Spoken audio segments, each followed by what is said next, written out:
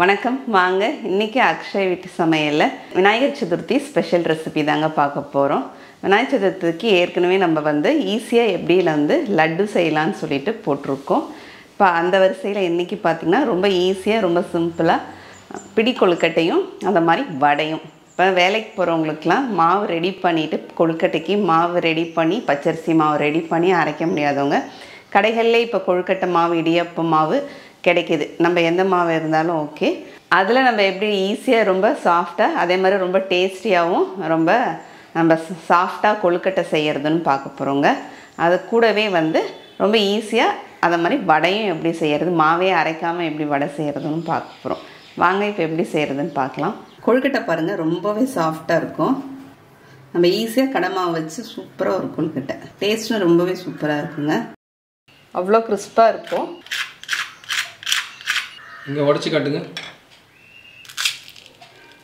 அப்படியே நமக்கு உள்ளே பாருங்க அப்படியே உளுத்த வடை மாதிரியே இருக்குது. சாப்பிட்டு காட்டுங்க. இப்போ ஸ்டவ்வில் ஒரு பேன் எடுத்து வச்சுருக்கேங்க. இதில் கொஞ்சமாக ஃபஸ்ட்டு ஒரு ஸ்பூன் அளவுக்கு நெய் சேர்த்துக்கலாம்.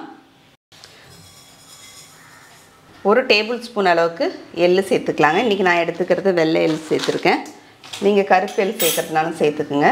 சேர்த்துட்டு இது அப்படியே லேசாக பொரியும். நமக்கு நம்ம வெறுமனே ட்ரை ரோஸ்ட் பண்ணும்போது பார்த்திங்கன்னா எள்ளு நமக்கு பொரிஞ்சு நல்லா எங்கே பார்த்தாலும் தெரிச்சிருது.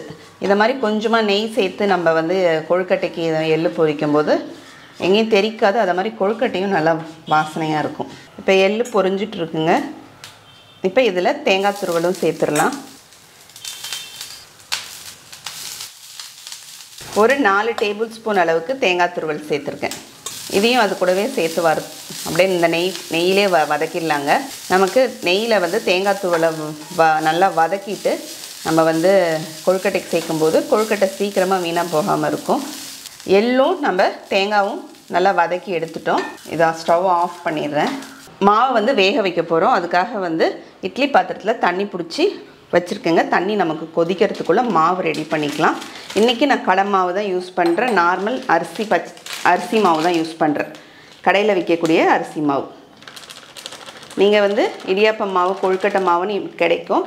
அது கூட யூஸ் பண்ணுறதுனால யூஸ் பண்ணிக்கிங்க. இப்போ இதை ஒரு பவுலில் சேர்த்துடலாங்க. கொஞ்சமாக ஒரு 2 சிட்டிகை அளவுக்கு உப்பு சேர்த்துக்கலாம். இந்த உப்பு கரைகிறதுக்காக கொஞ்சமாக தண்ணிங்க. இப்போ இந்த மாவில் இந்த உப்பு தண்ணியை கொஞ்சம் கொஞ்சமாக அப்படியே தெளித்து விட்டுட்டு பெசரிக்கலாம். இப்போ நம்ம உப்பு தண்ணி தெளித்து மாவு நல்லா இந்த மாதிரி பெசரி வச்சுருக்கோங்க. ஈரம் பண்ணி எடுத்து வச்சுருக்குறோம். இப்போ நான் எனக்கு எவ்வளோ தண்ணி செலவாச்சுன்னா ஒரு 1/4 கிளாஸ். இப்போ 1 கிளாஸ் அளவுக்கு நம்ம மாவு எடுத்துருந்தோம். இதால் ஒரு 1/4 கிளாஸ் அளவுக்கு தண்ணி செலவாயிருக்கு. இப்போ பாருங்கள் மாவு எடுத்து இந்த மாதிரி பிடிச்சோம்னா நமக்கு இந்த மாதிரி பிடிக்கணும். இந்த மாதிரி உதுத்து விட்டோம்னா உதிரணும் மாவு. இப்போ மாவு சலிக்கிறதுக்கு மாவு சலிக்கிற ஜல்லடை எடுப்போம். இப்போ நான் அதுக்கு அடுத்த ஜல்லடை இந்த புட்டுக்காக சலிக்கிற ஜல்லடை தான் எடுத்திருக்கேன். நம்ம எதுக்கு இந்த மாதிரி சலிக்கணும்னா நம்ம உப்பு தண்ணி தெளித்து பெசரி எடுத்துருக்கிறதுனால சில இடத்துல எங்கேயும் நமக்கு உருண்டை கட்டின மாதிரி இருக்கும். அதை சலிச்சிட்டோம்னா மாவு நல்லா பூவாட்டம் ஆகிடும். கையால் இதை மாதிரி தேய்ச்சி விட்ட மாதிரி சலிச்சிக்கிங்க. இப்போ மேலே பாருங்க இந்த மாதிரி இருக்கும். இதை அப்படியே தேய்ச்சி விட்டுட்டோம்னா நமக்கு அப்படியே எல்லா மாவும் சலித்து நல்லா சாஃப்டாக பூவாட்டம் போயிடும். இப்போ மாவு நம்ம சலிச்சிட்டோம். இது பாருங்கள் மாவு அப்படியே நல்லா பூவாட்டம் இருக்குது. இப்போ மாவு வேக வைக்கிறதுக்குன்னு ஒரு துணி எடுத்து வச்சுருக்கேங்க. அதில் இந்த மாவை சேர்த்துடலாம். இதை அப்படியே மூட்டை கட்டிட்டு இங்கே இட்லி பாத்திரத்தில் தண்ணி கொதிச்சிட்ருக்கு. இப்போ இந்த மாதிரி தண்ணி கொதிக்கும் போது நம்ம வச்சு ஒரு 5 நிமிஷம் நமக்கு வேக வச்சோம்னா நமக்கு சரியாக இருக்கும். இப்போ ஒரு 5 நிமிஷம் போல் ஆயிருக்குங்க மாவு வேக வச்சு. நம்ம மாவு எடுத்து இதை மாதிரி உருட்டி பார்த்தோம்னா இந்த மாதிரி நமக்கு உருட்டணும். மாவு வெந்துருச்சு. ஸ்டவ் ஆஃப் பண்ணிடுறேன். இதை அப்படியே ஒரு தட்டில் மாற்றிடலாங்க. நம்ம மாவு வறுத்துட்டு பண்ணுறதுக்கும் மாவு வேக வச்சு பண்ணுறதுக்கும் என்ன வித்தியாசம்னா மாவு வேக வச்சு பண்ணும்போது கொழுக்கட்டை இன்னும் ரொம்பவே சாஃப்டாக இருக்குங்க. நாங்கள்லாம் எப்படி செய்வோம்னா வீட்டில் பச்சரிசியை நல்லா ஊற வச்சு அதுக்கப்புறம் அதை நல்லா ஒரு துணியில் போட்டு கொஞ்சமாக லேசாக ஈரம் இருக்கும்போது மிக்சியில் மாவு அரைச்சி சலித்து வேக வச்சுட்டு அதுக்கப்புறமா அதை வெயிலில் நல்லா காய வச்சு அதுக்கப்புறம் அதை சலித்து நாங்கள் ஸ்டோர் பண்ணி டப்பாவில் போட்டு எடுத்து வச்சோம்னா அது 3-4 மாதத்து வரைக்கும் நமக்கு வீட்டில் இருக்குங்க. அதில் இடியாப்பம் நம்ம கொழுக்கட்டை பூரண கொழுக்கட்டை எல்லாமே பண்ணிக்கலாம். பிடி கொழுக்கட்டை பண்ணுறதுனால இதே மெத்தடில் ஒரு ஆவியில் ஒரு லேசாக மாவை சூடு காமிச்சு நம்ம செஞ்சுக்கலாம்.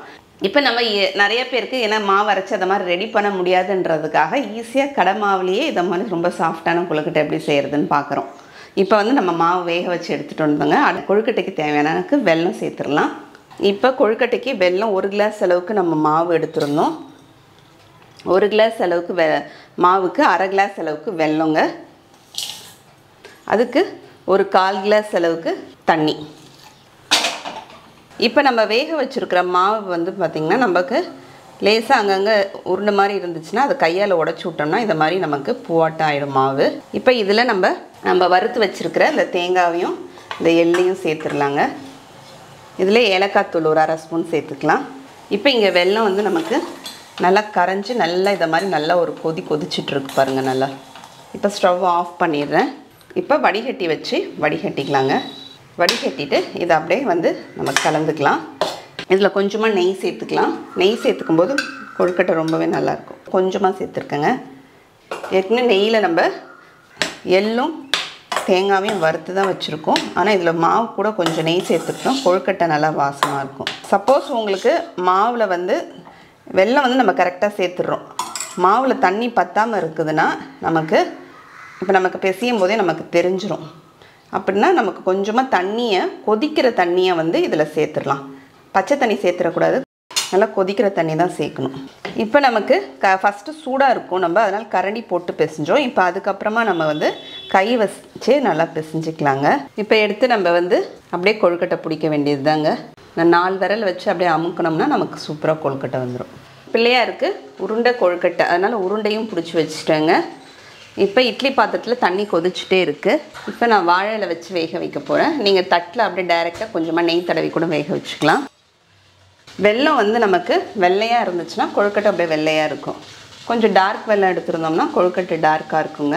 இதை மாதிரி தனித்தனியாக வச்சு வேக வைங்க.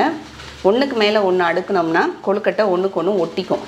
நம்ம மேலே நிறையா வைக்கிறோன்னா இப்போ இதை ஒரு ஈடு வேக வச்சிடலாம். நமக்கு நல்லா அப்படியே கொதிச்சு ஆவி வரும். அப்போ ஆவி வரும்போது அடுத்த ஈடு தூக்கி மேலே வைக்கும்போது ஒட்டிக்காது. இப்போ நமக்கு ஒரு ஈடு வேக வச்சுருவோம் இல்லைங்களா, அது ஒரு 2-3 நிமிஷம் ஆகிடுச்சு. அதில் ஸ்டவ்வை சிம் பண்ணிவிட்டு ஓப்பன் பண்ணிக்கலாம். இப்போ இதுக்கு மேலே நம்ம வச்சோம்னா இதுக்கப்புறம் ஒட்டாதுங்க. இப்போ நான் எல்லாத்தையும் வச்சுட்டேன். இப்போ இதை மூடிட்டு ஒரு மீடியம் ஃப்ளேமில் ஒரு 10 நிமிஷம் நமக்கு வெந்தால் சரியாக இருக்கும். இப்போ ஒரு 10 நிமிஷம் போல் ஆகிடுச்சு. ஸ்டவ் ஆஃப் பண்ணிட்டேன். இப்போ நல்லா சூடாக இருக்குது. கொழுக்கட்டை நமக்கு வெந்துடுச்சு. இப்போ ஆற வச்சு எடுத்துக்கலாம். கொழுக்கட்டை பாருங்கள் ரொம்பவே சாஃப்டாக இருக்கும். நம்ம ஈஸியாக கடை மாவு வச்சு சூப்பராக ஒரு கொழுக்கட்டை, டேஸ்ட்டும் ரொம்பவே சூப்பராக இருக்குங்க. இப்போ வடைக்கு ஒரு பவுலில் அவுள் சேர்த்துடலாங்க. இப்போ இந்த அவுள் வந்து லேஸ் அவுள் தான் நான் எடுத்திருக்கேன், பேப்பர் அவுள். இப்போ ஒரு 2 கப் அளவுக்கு அவுள் சேர்த்துக்கிறேன். இது வந்து ஒரு 100 கிராம். இப்போ இதில் தண்ணி சேர்த்து நம்ம கழுவிடலாங்க ஃபஸ்ட்டு. இப்போ கழுவிட்டு சும்மா லேசாக தண்ணி தெளித்து அப்படியே நனைச்சி வச்சிடலாம். இது ஒரு 10 நிமிஷம் அப்படியே இருக்கட்டுங்க. ஒரு 10 நிமிஷம் ஆயிடுச்சுங்க. இப்போ அவள் நனைச்சி வச்சு இப்போ அப்படியே நம்ம பிசைஞ்சோம்னா நல்லா நமக்கு சாஃப்டாக இருக்கும். நல்லா அழுத்தி பிசைஞ்சிருங்க. தேவைன்னா கொஞ்சமாக தண்ணி தெளித்து, ரொம்ப கெட்டியமாக இருந்துச்சுன்னா கொஞ்சமாக தண்ணி தெளித்து பிசைஞ்சிக்கலாம். இப்போ இதில் பொடிசாக கட் பண்ண வெங்காயம் சேர்த்துக்கலாங்க. ஒரு வெங்காயம் பொடிசாக கட் பண்ணி எடுத்து வச்சுருக்கேன். கொஞ்சமாக கருவேப்பிலை பொடிசாக கட் பண்ணுது. அப்புறம் காரத்துக்கு பச்சை மிளகா நம்ம டேஸ்ட்டுக்கு தகுந்த மாதிரி பொடிசாக கட் பண்ணி சேர்த்துக்கலாம். இஞ்சி துருவல் கொஞ்சமாக. அப்புறம் இதில் கொஞ்சமாக பொடிசாக கட் பண்ண கொத்தமல்லி தழைங்க, கொஞ்சமாக ஜீரகம், ஒரு 1/2 ஸ்பூன் அளவுக்கு ஜீரகம், 1 டேபிள் ஸ்பூன் அளவுக்கு கொஞ்சமாக தயிர், புளிக்காத தயிராக எடுத்துக்கலாம். இப்போ இது கூடவே நம்ம வடை வந்து நமக்கு கொஞ்சம் கிறிஸ்பாக இருக்கிறதுக்காக அரிசி மாவு.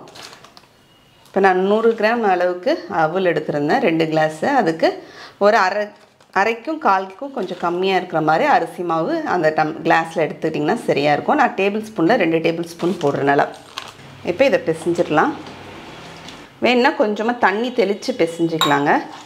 ஏன்னா அரிசி மாவுலாம் சேர்த்துருக்கோம் இப்போ, அதனால் தண்ணி தேவைப்படும். உப்பு சேர்த்துனாங்க இதில்.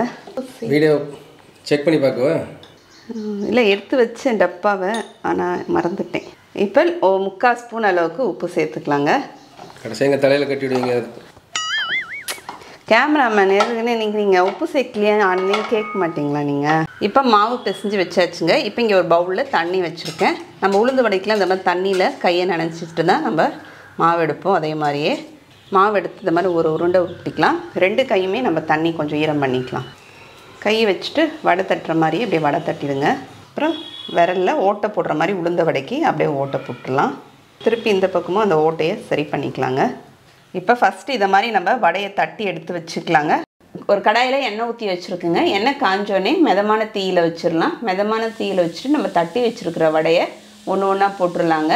போட்டுட்டு வடையை வந்து நம்ம உடனே திருப்பி விடக்கூடாது. கொஞ்சம் நேரம் நம்ம வெந்ததுக்கப்புறம் தான் திருப்பி விடணும். இல்லைன்னா நமக்கு கொஞ்சம் பிரிகிற மாதிரி ஆகிடும்.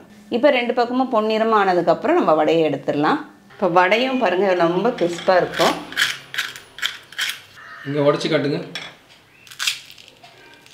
அப்படியே நமக்கு உள்ளே பாருங்கள் அப்படியே உளுத்த வடை மாதிரியே இருக்குது. இப்போ சாப்பிட்டு காட்டுங்க. வடை ரொம்பவே சூப்பராக இருக்குங்க. நல்லா மொறுமொறுன்னு இருக்குது. சத்தம் கேட்குது ஆனந்தி, நல்லா சத்தம் கேட்குது. இந்த விநாயகர் சதுர்த்திக்கு மட்டும் இல்லாமல் ஸ்கூல்லேருந்து பசங்க வந்தாங்கன்னா ஈவினிங் ஸ்நாக்ஸாகவும் செஞ்சு கொடுக்கலாம். ஒரு தேங்காய் சட்னியோடு சாப்பிட்றதுக்கு செம சூப்பராக இருக்கும். வடையும் கொழுக்கட்டையும் ரொம்பவே சூப்பராக இருக்குங்க. இந்த விநாயகர் சதுர்த்திக்கு ரொம்ப ஈஸியாக நம்ம வடையும் கொழுக்கட்டையும் செஞ்சிடலாம். நீங்களும் செஞ்சு பார்த்துட்டு எப்படி இருக்குன்னு கமெண்ட்டில் சொல்லுங்கள். அடுத்த வீடியோவில் பார்க்கலாம். தேங்க்யூ.